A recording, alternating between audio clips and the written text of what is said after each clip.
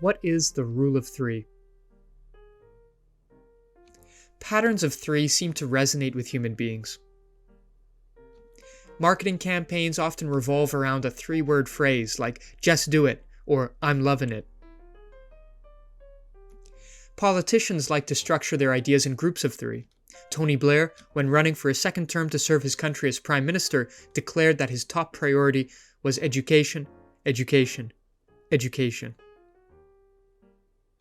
Repeating a word 3 times emphasizes its importance to the speaker. Imagine Tony Blair had said the word education only twice. My top priority is education, education.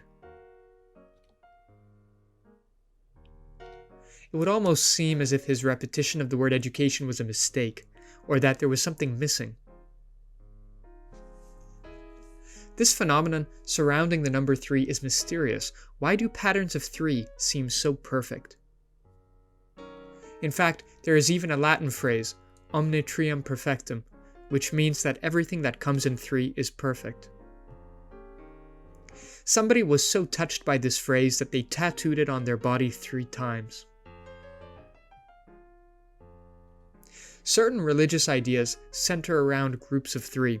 Consider the Christian Holy Trinity, the Father, the Son, and the Holy Spirit. Or the Trideva in Hinduism, Brahma, Vishnu, and Shiva. Consider the games that we play, the fairy tales we read, the bands we listen to, and the food we eat. Consider the structure of the human body, the 3 primary colors, and the structure of time itself. All this to say that the number 3 has a special place in our hearts, perhaps literally.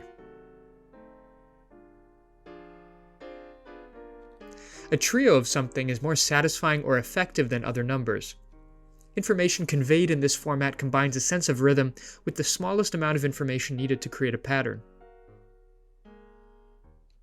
When constructing an argument, you might think about arranging your information into a group of 3, whether you have 3 supporting points or a parallel sentence of 3 parts.